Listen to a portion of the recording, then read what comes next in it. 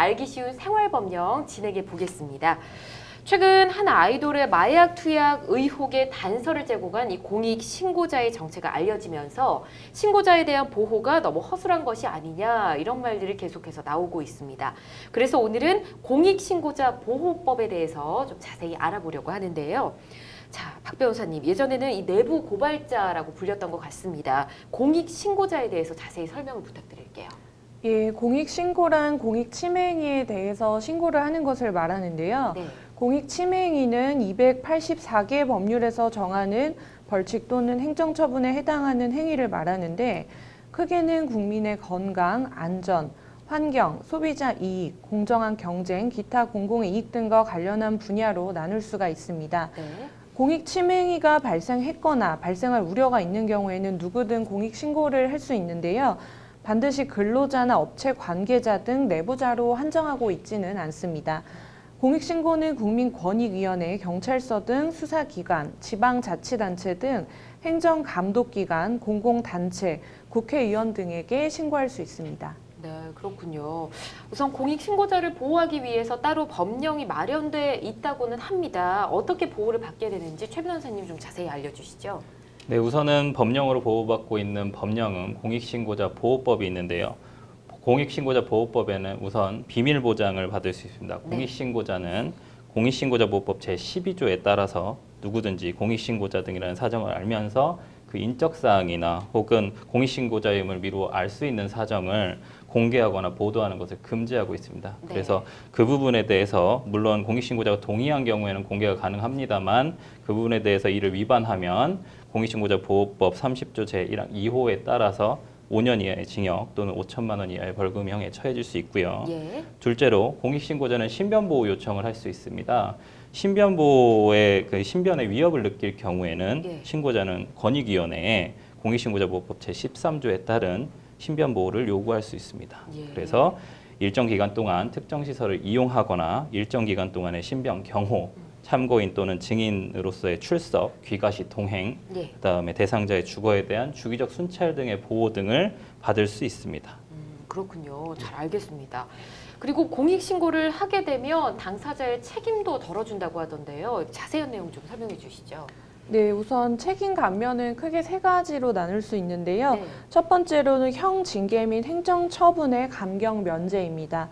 공익신고자 등의 범죄나 위법 행위가 발견돼서 형벌, 징계, 행정처분하는 경우에 징계권자나 처분권자는 권익위원회의 징계 감면 요구에 따라야 하고요.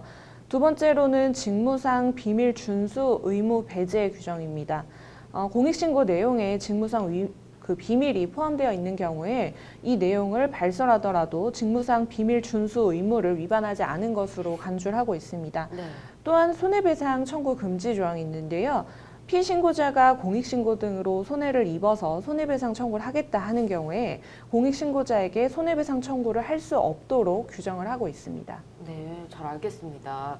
만약에 이 공익신고로 인해서 불이익을 받게 된다면 이 공익신고자는 어떻게 되게 되나요?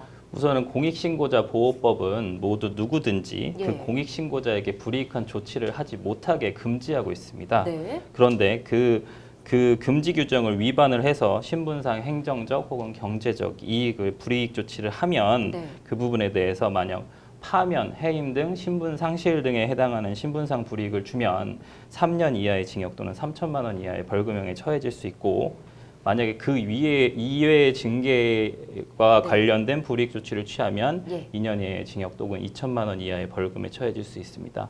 또한 공익신고자에게 손해를 입힌 자는 예. 그 손해의 3배까지 배상을 할 수 있는 규정이 들어있기 때문에 상당히 좀 공익신고자를 보호하는 측면에 있는 그런 부분이 있습니다. 그렇군요. 불이익 네네. 조치나 보호 조치는 일단 잘 되어 있는 것 같습니다. 네네.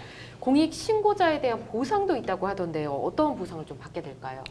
예, 우선 보상금, 포상금, 구조금 세 가지로 나뉘어져 있는데요. 네. 보상금 같은 경우는 이 공익신고로 인해서 국가나 지방자치단체의 직접적인 수익 회복 증대를 가져온 경우에는 신고자의 신청에 따라서 행정처분액의 4에서 20%, 최대 30억까지 지급을 하도록 되어 있고요.